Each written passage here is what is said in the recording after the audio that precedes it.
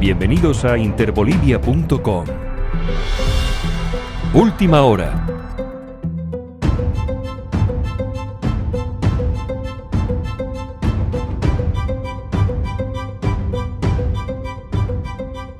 ¿Recuerdan la entrada de la presidenta interina de Bolivia, Jeanine Áñez, al llamado Palacio Quemado? Y les hablo de esto porque el hecho de llegar Biblia en mano tras asumir la presidencia interina de un país que en su constitución dice que es un estado laico es todo un símbolo. Ya se había visto a líderes de oposición durante las protestas hacer referencia a la religión. Y sí, Bolivia es un país religioso. Pero durante los años de Morales en el poder, esos símbolos religiosos quedaron a un lado. Pero este cambio no ha sido el único. En este video te contamos las primeras medidas de Jeanine Áñez como presidenta interina de Bolivia que ya dejan ver cambios importantes con respecto al gobierno de Evo Morales. Primero recordemos que muchos en Bolivia no reconocen a Jeanine Áñez como su presidenta.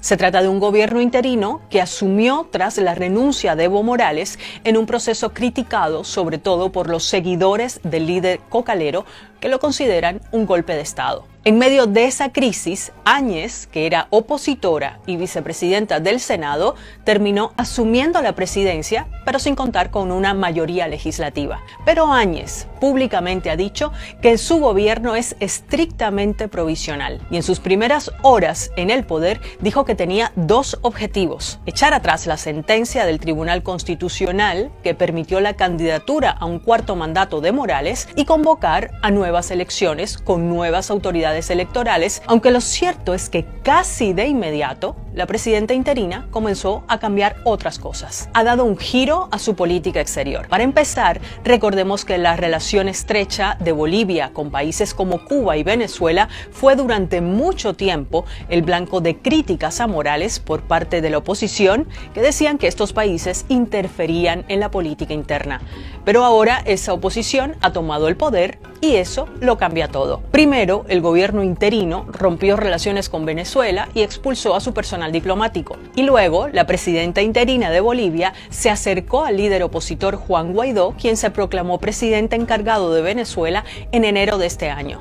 Ojalá y Dios permita que ustedes pronto estén respirando aires de libertad, porque creo de que ya son muchos años de sufrimiento, presidente. Y con Cuba, otro país aliado de Morales, también las relaciones están en su peor momento en muchos años. Cientos de médicos cubanos han salido de Bolivia con la llegada del gobierno interino.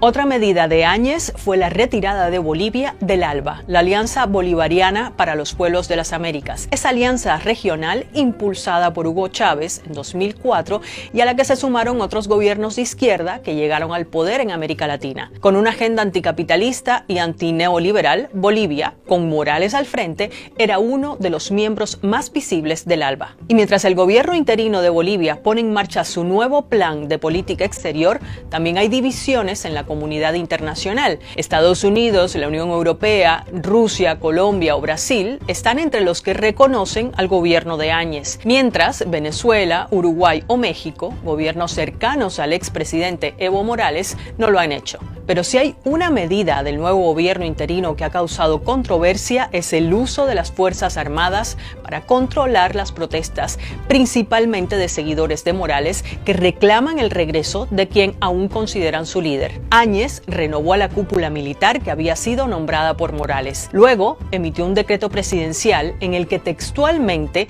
se libera de responsabilidad penal a efectivos de las Fuerzas Armadas en caso de legítima defensa o estado de necesidad. Esta medida, que según el gobierno está encaminada a pacificar el país, es en cambio para muchos de sus críticos una vía libre para disparar a manifestantes sin que existan repercusiones. Por su parte, la ONU ha dicho que si bien al principio de las protestas hubo muertes por el enfrentamiento entre manifestantes, luego los fallecidos parecen derivar del uso innecesario o desproporcionado de la fuerza por parte de personal policial y militar.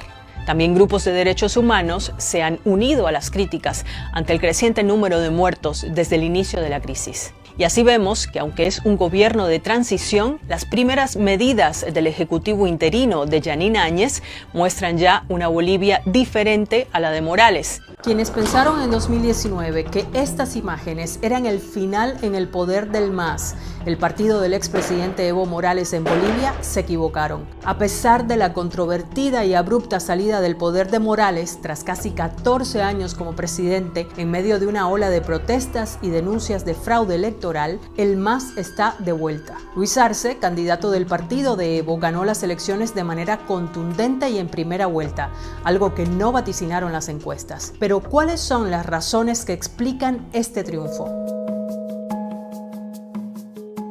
En primer lugar, Luis Arce era un candidato fuerte en el plano económico. De 57 años, Arce fue ministro de Hacienda y Economía de Evo Morales. Ayudó al líder cocalero a elaborar su plan económico de gobierno y es para muchos el cerebro del boom económico que vivió Bolivia con el MAS en el poder. Y si bien Evo Morales dejó el poder por la puerta chica en 2019, se fue dejando atrás a un país que transformó radicalmente durante su gestión. A pesar de las críticas al presidente, al que muchos acusaban de autoritario y de quererse eternizar en el poder, su exitosa gestión económica solo la ponían en duda unos pocos que hablaban más bien de que había desaprovechado una oportunidad para crecer mucho más. Pero lo cierto es que durante el mandato de Morales, Bolivia se convirtió en uno de los países con mayor crecimiento de América Latina, al tiempo que se beneficiaba del llamado boom de las materias primas. Y millones de bolivianos salieron de la pobreza gracias a los planes económicos impulsados por su gobierno. Como ministro, Arce supervisó la nacionalización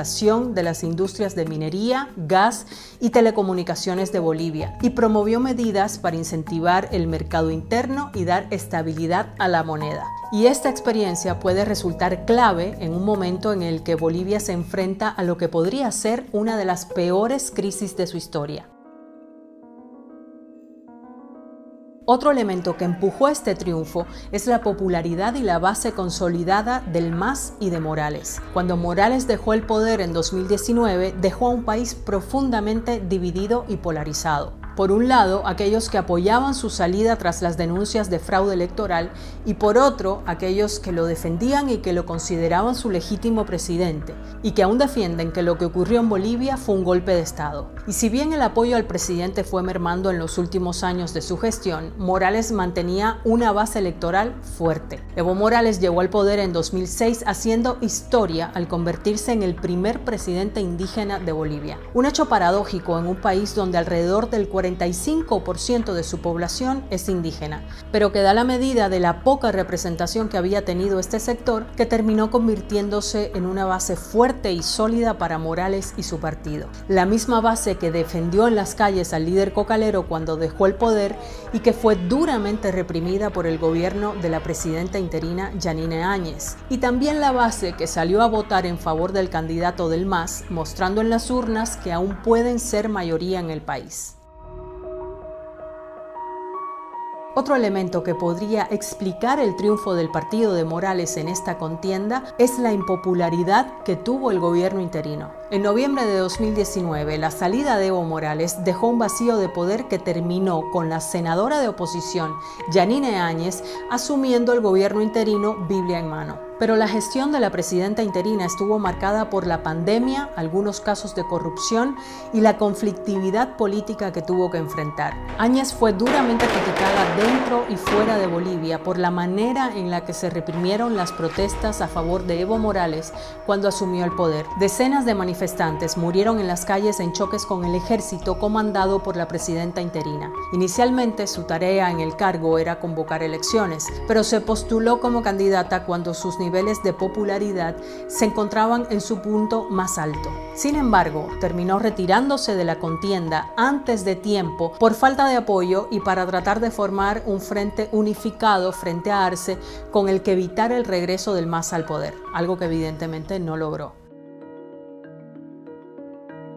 Pero sin duda, como para casi todos los mandatarios del mundo, la pandemia del coronavirus fue una de las pruebas más difíciles para la presidenta interina. Áñez, quien fue contagiada por el virus, ha sido muy criticada por su gestión durante la pandemia. Las devastadoras imágenes en el mes de julio de centenares de cadáveres en las calles de La Paz y Santa Cruz daban cuenta del drama que enfrentaba Bolivia, el tercer país con más muertes por millón de habitantes del mundo, detrás de Perú y Bélgica. Y a estas cifras se unieron las denuncias de corrupción durante la gestión de la pandemia. Uno de los casos que más ruido hizo fue el del ministro de Salud, Marcelo Navajas, que fue destituido y detenido por el sobreprecio en la compra de respiradores. Además, en el plano económico, la larga cuarentena golpeó fuertemente a uno de los países con mayor tasa de economía informal. Todo esto dejó peor parado al gobierno de transición y supuso un terreno abonado para el contundente retorno del MAS al poder en Bolivia. Aunque será sin dudas un retorno difícil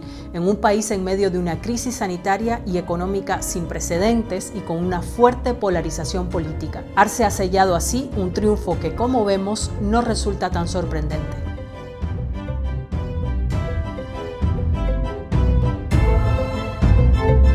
Subimos vídeo y contenido todos los días.